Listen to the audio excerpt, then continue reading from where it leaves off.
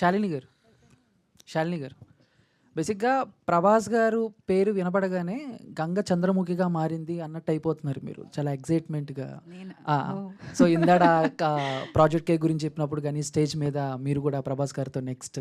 So ఏంటి ప్రభాస్ గారు అంటే అంత ఇష్టమా? సో ఆయనతో ఏమన్నా ప్లాన్ చేస్తున్నారా? ఏమన్నా ఛాన్స్ ఉందా? మేము ఎక్స్పెక్ట్ చేయొచ్చా? అసలు ప్రభాస్ ఎక్కడండి నేను అడిగే క్వశ్చన్కి కూడా అంటే it was very cute the question.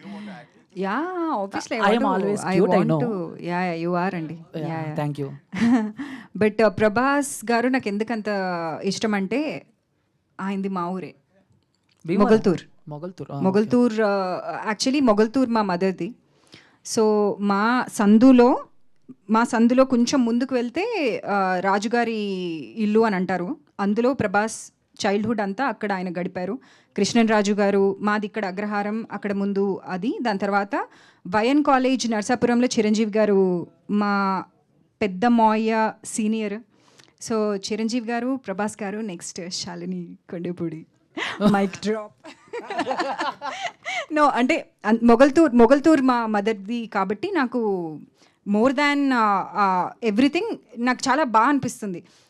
మా అమ్మది మొగల్తూరు. సో అలా super, all the best. Thank you so much. అందరు చెప్తున్నారు అన్న ప్రభాస్.